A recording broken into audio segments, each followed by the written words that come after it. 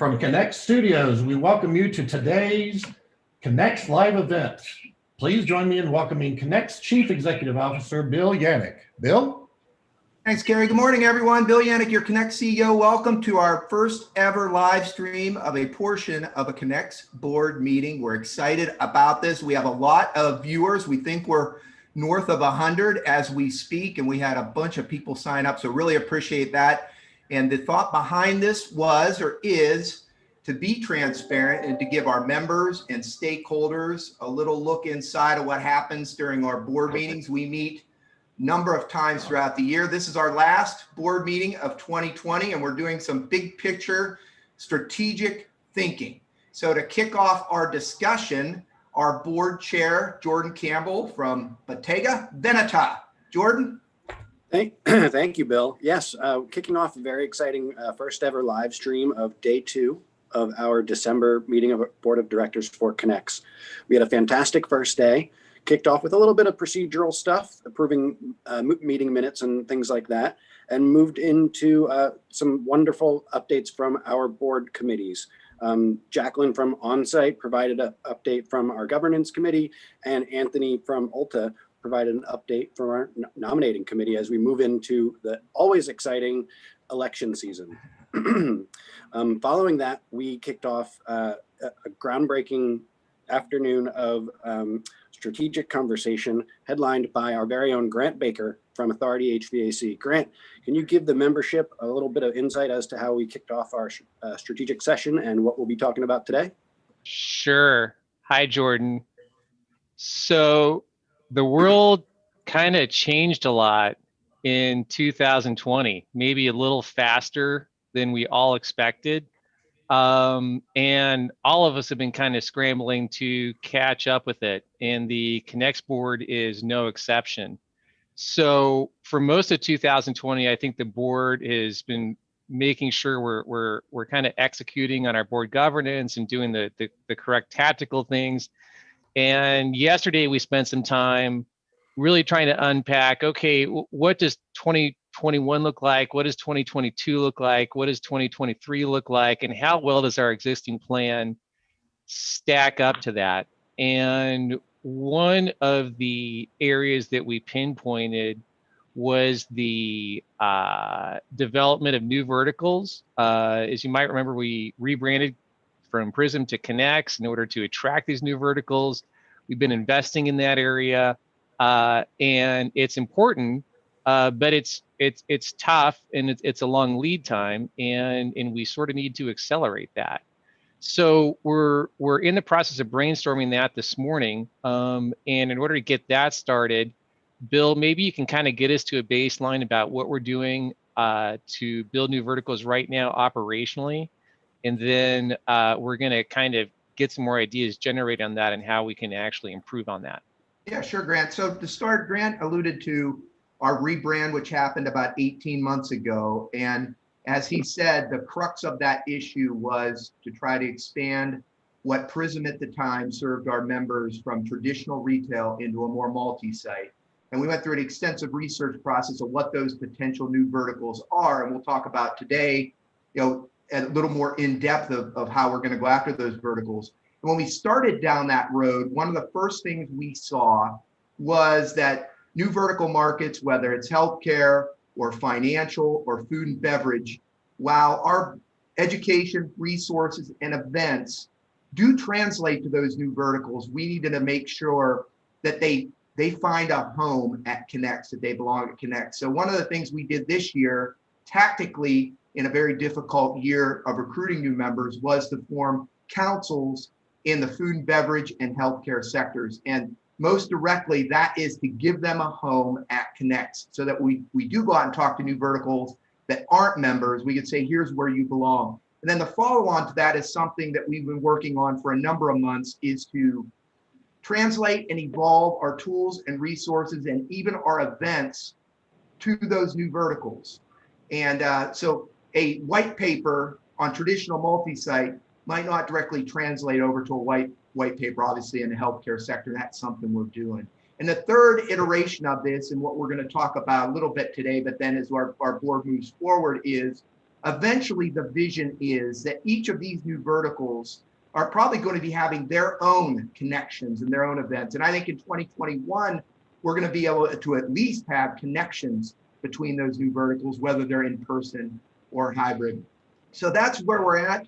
And Grant said it, we need to accelerate it, even though it's a difficult time economically to have physical meetings and to do hybrid meetings. As we lean into 2021, I can tell you Connex and my team is committed to finding new ways, innovative ways to help those new verticals connect, because that's why people come to Connex. And we're here to provide a competitive advantage for individuals in the multi-site FM industry, whether they are multi-site FMs or suppliers, and in whatever vertical they are, and certainly the ones we focus on, Grant. Cool. All right. So Tom Bioki, CEO of Service Channel, I want the group to note that Tom's styling team has put him in a really cool hoodie this morning to allow him to appeal to the millennial demographic. So nice job, Tom. Service Channel had to build out those other verticals at some point in their history. So can you speak a little bit about that process, and not only maybe what went right, but talk to us about what went wrong during that process? Well, the second part might be a little more substantial than the first part. Good morning, everybody, and welcome. Yeah, it's not that easy moving into other verticals. We've had about a 5-year journey that has resulted from us being about 90% focused on traditional retail to about 40% concentrated on traditional retail. I'll outline a few of the things we did, not that any of them went smoothly, but it wasn't one recipe. First thing we did was some analysis. We identified about 9 different market segments that what we called resembled retail, grocery, convenience stores, banks and credit unions, health clubs, et cetera. Things that look like retail, but maybe weren't considered traditional retail. And we kind of sized those markets and tried to understand the differences between them. The way we went after them was a little, somewhat planned and somewhat kind of, consequential. We've had customers who have moved from one industry to another, and that has been our best connectivity, I think, in moving from one place to another. People go from retail to quick serve restaurants to healthcare. Even some of the board members here have jumped industries, and that's been very important for us. We made a few small acquisitions too. One example was we acquired a small refrigerant tracking company out of Vermont that allowed us to get a footprint in the supermarket and convenience store segment. We had no credibility there, and this is one necessary feature we needed. So that was one tactic we kind of used as well. The other thing we had to do on occasion was build new features. Some industries require a hybrid of third-party service providers and internal techs. So we had to build an internal tech tool for convenience stores, for example, to allow us to break into that. It took about a year and a half. Jordan, there's a black cat behind you, which I don't want to take as any type of karma for today, right? One other tactic, which was a bit of a long shot, it took about 3 years. We started going to, and I wasn't cheating on you guys. We started going to different trade shows, financial services trade shows, and kind of do the round robin meet and greet kind of things. And after a couple of years, it started to click, and we got a few opportunities there as well. The one thing I would say, Grant, that didn't work well was just trying to go sell to other verticals, right? Because we didn't have the language, we didn't have the credibility. We needed something that appealed to them. Often it was an expert that we had hired or on a consulting basis who knew something about that vertical, or a new feature we had that would open the door. But we just couldn't go in and say, hey, we're here. We used to be in retail. Come look at us, right? That kind of thing. So it's a bit of an uphill grind. Grant, if I may tag on to what Tom's saying, hi everybody, and welcome to our meeting here. But Tom, I really liked your point about building that credibility in the new markets. As a member who has moved from one vertical to the next several times, I found that to be very relevant from the multi-site standpoint as well. I had to build my own credibility within the industry to know what the critical components are. when I was back at Petco, it was all about the animals and, what is PETA going to do and come after us for? And now it's healthcare and, what is right for our patients? And we can't do a lot of work during patient treatment hours. And what does that look like from an industry standard? And what type of, certifications or HIPAA requirements do you have to have in order to come and work in our centers? And so building that credibility on both sides has been really, really key.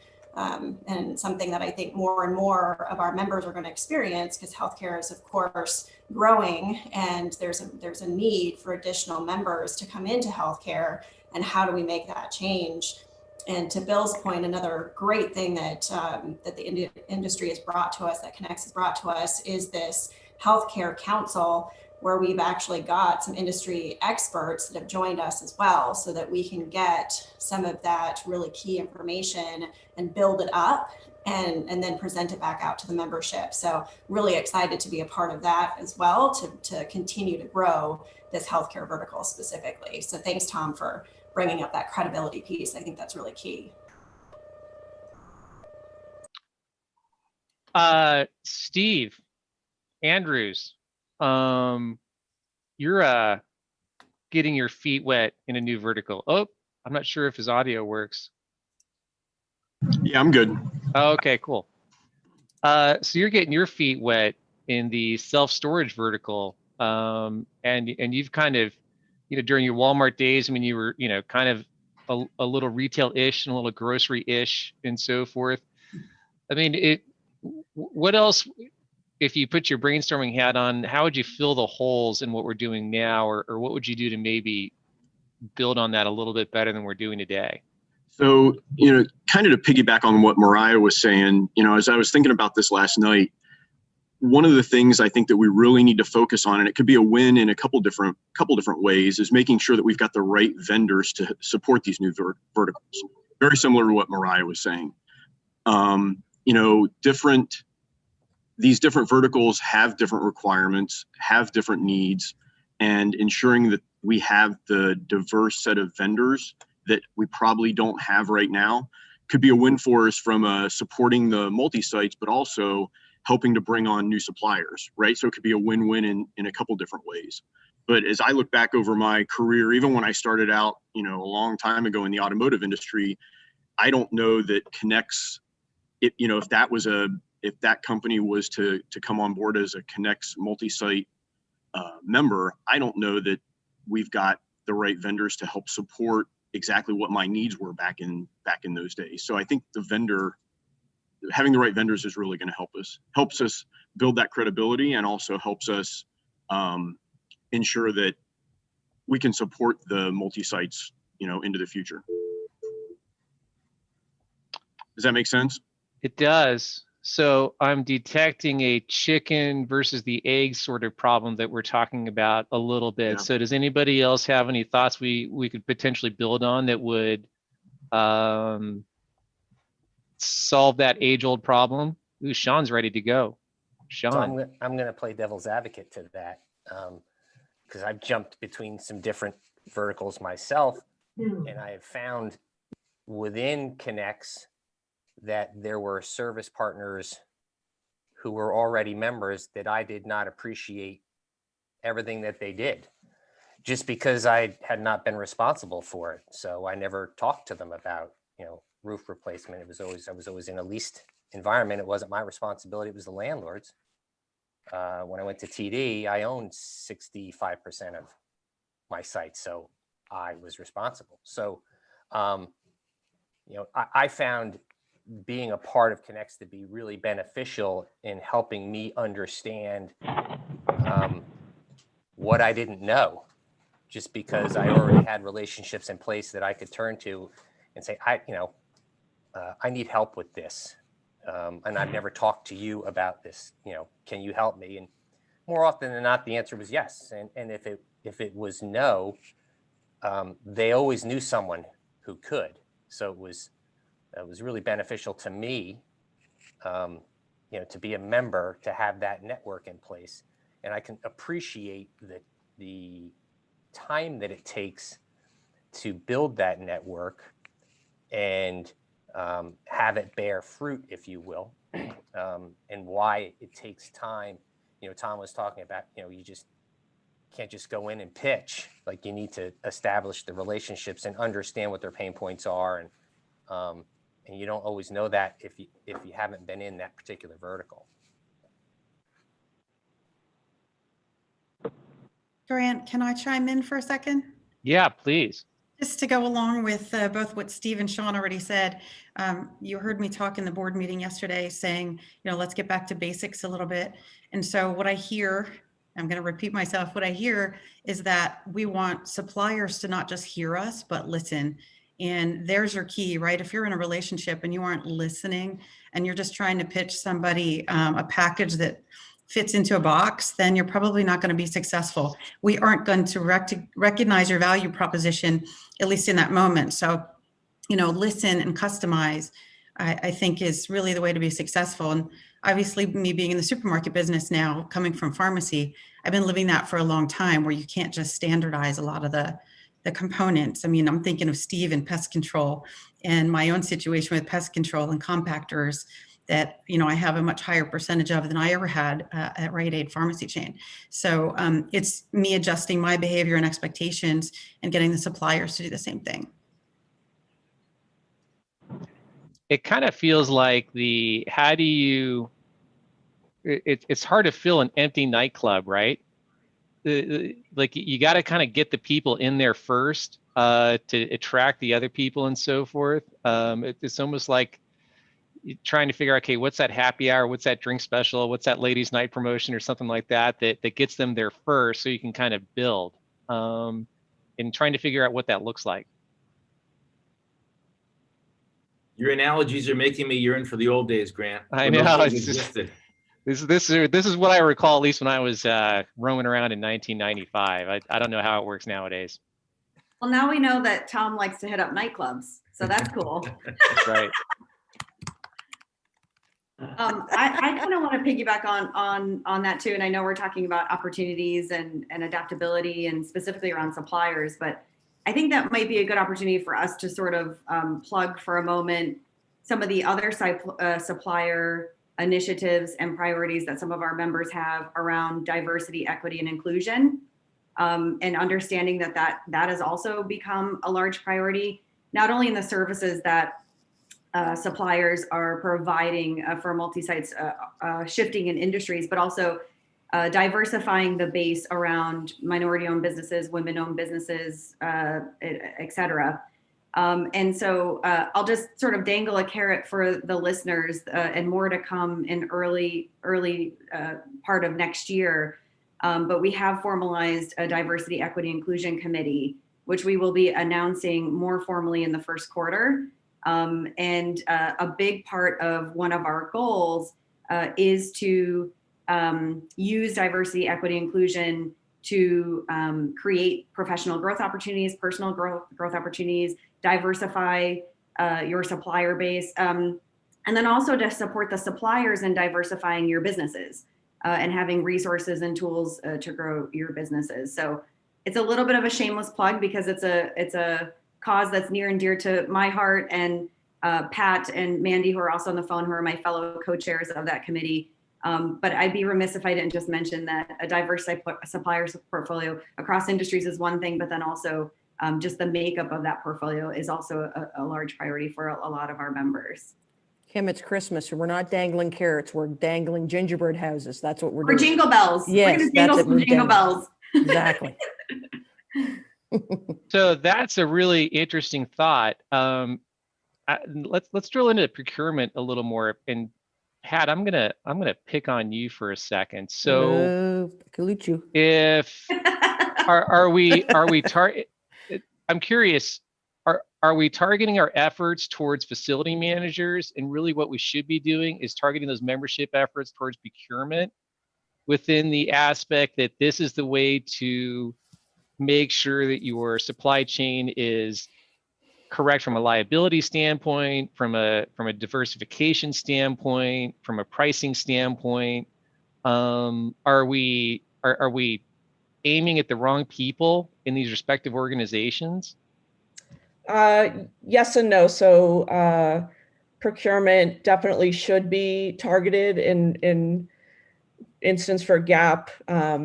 Facilities closely partners with procurement. So on our end, we're sort of driving that and making sure that sourcing and procurement is making that a priority. So it sort of depends on the multi-site company and how they're set up, but absolutely procurement needs to be involved and making that a priority for sure. Bill, do you have any sense of that? Like in terms of where that outreach is being directed to? Is it going to the facility staff and dying because they don't have the budget or resources to execute on it, instead of the being kind of trained on at the procurement level inside these organizations? I think there's definitely something to that, but it depends, as Pat alluded to, it depends on the company, and therein lies the challenge. Sometimes it is more closely linked. Sometimes if we try to reach out to procurement and construction, those are siloed and we don't have much success. But as we try to expand our net, and maybe this is a way to, on the big items we were talking about yesterday, we talked about new verticals and also our existing membership, which still remains significant. That might be an area where we change our focus or expand our focus a little bit to see how we access those types of individuals. And my team has thought about that, and we've tried with some limited success.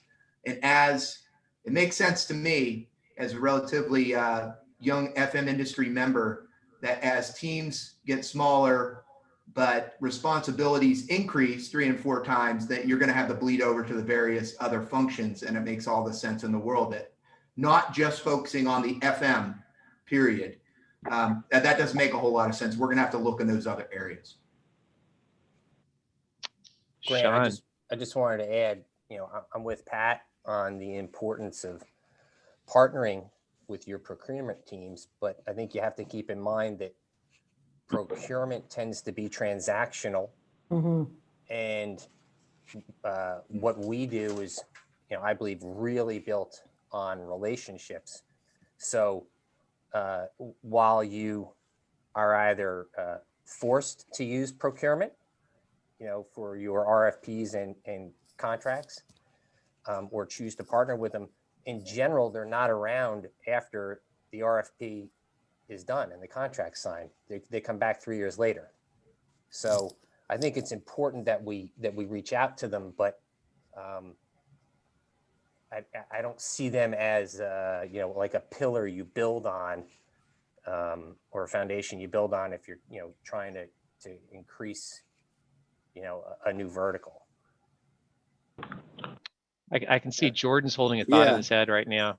No, I do. Well, and I think that 2020 has thrown us a lot of curveballs, but I think that the fact that all of our events are very much blended, including the one that we're having right now in terms of in-person and virtual, that we have a unique opportunity this year to reach out to folks who might not come to our national show. They don't have it in them to invest a few days and travel plans to go to a trade show that they're not really sure whether or not they're going to get anything out of. So this year, I would love to reach out to them and show them how easy it's going to be to attend, and maybe dip their toe in the water, see where they can actually find that value.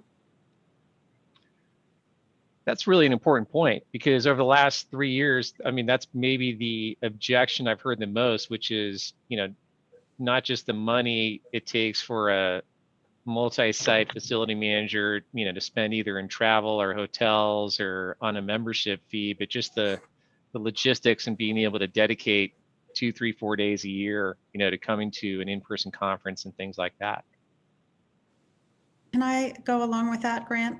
Yeah. What we're really talking about is collaboration. So I feel really fortunate to have had the opportunities at Rite Aid where I got the privilege of being director of facilities / procurement counsel / subject matter expert. And I got to work across facilities, construction, legal, and procurement, because we had an entire separate procurement department. And if you think of it really as like a team building exercise, maybe more so than just an expense to your bottom line. I mean, it's team building too, because you're in a unique environment. You get to share a lot of perception and concept that you might not otherwise be talking about in the office.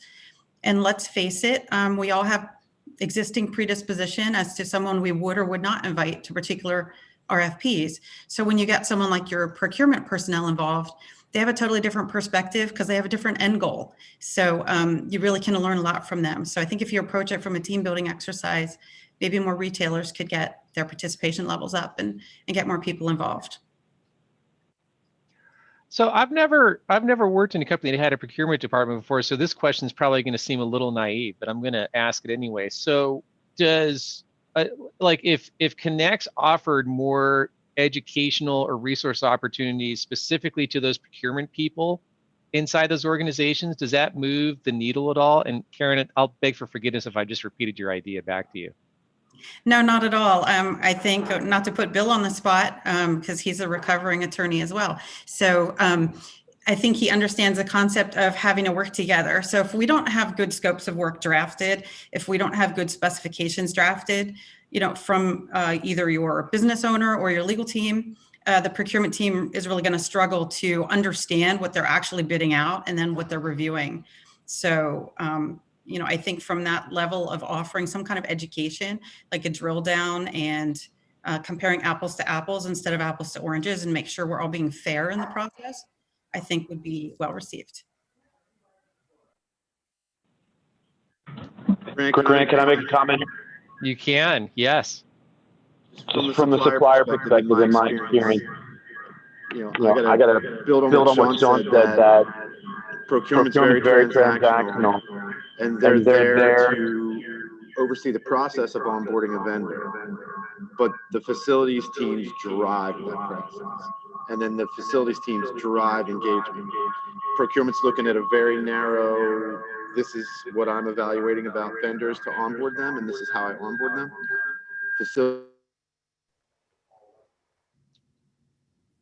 And so, go ahead, Steve. Keep going. Yeah, I don't know. No, you're good. Looks like I got. Okay, sorry. So, we're getting the same echo. I got to mute. How's that? Yep. Okay, sorry about that. So, from my experience, the other thing and why is that it's the facilities teams, facility managers that are feeling the pain of I need vendors. They're being told from somebody or their own situations telling them, I need more vendors in this area or that area. I'm feeling some kind of pain. I need more vendors. I need more solutions. The pain's going to lead to the action. Whereas procurement kicks in, from what I've seen, when facility manager goes back and says, I got a vendor. I want to onboard this vendor. Can you help? Can we get that process going? That's just from my experience, what I've seen, most recently. Yep, agreed. Well, we only have a minute or two, so who else has a hot idea? Grant, I'll take it from here then and wrap it up. And if there was any question about whether we're live, we're obviously live. So, and we ended up with over 100 individuals watching us today. So thank you for attending on our first stab at this. And hopefully you saw today that our board is having the big, difficult, tough conversations. And that's what a board of directors ought to be doing. And these are difficult times, and it is time for difficult conversations and to figure out how we move this forward. We did have one question that came through on my Q&A, and I'll answer this as I finish up in my remarks. As we look at 2021, much like we did this year, your Connex team is going to continue to be agile, and we're going to continue to find ways for our members to connect. And the question revolved around how in this hybrid environment are we going to deliver value at our events? Well, one of the first things we're doing that's going to be a little bit different next year is we did invest in a virtual trade show platform. That platform, unlike the experience you probably saw this year, is comprehensive in that there will be a virtual trade show aspect. There will be a quick connect aspect. And the other portion of this, more maybe a silver lining, as opposed to traditional national meetings that were 3 days, you come in, you meet and leave. It's going to be open for a longer period of time. And so there'll be more of a chance for continuous connection. So if you have a booth, for example, you might not get the one huge day of traffic, but over a period of time, I think there will be multiple opportunities for you to connect. And our organization has invested in that. The other thing we're going to do is, much like we did in August of this year, is partner with other industry organizations. We were able to have our first joint event with ICSC. And in these days, it makes all the sense in the world for groups like Connex to reach out and have joint meetings wherever possible. And we're going to do that. And I'll end with this. We're being agile, addressing the current crises. And hopefully you saw today, we're going to continue to be transparent. I mean, financially, operationally, none of these are easy times, but we'll let you know how we're doing. And I do think we're moving forward. And I'll end with, even in these difficult times, if we don't change, the organization will die. We're either getting better or we're getting worse. Hopefully you saw today from DE&I committees, from new verticals, even from the discussions and the great feedback we're getting from our board, that we are continue to move forward, even in a pandemic of 2020. So that's a wrap for this board meeting. We're going to go back into closed door, tough discussions. Thank you again for joining us. Wish everyone a happy holiday. We'll see you in early 2021. Thanks again. Thanks, everyone. Bye, everybody.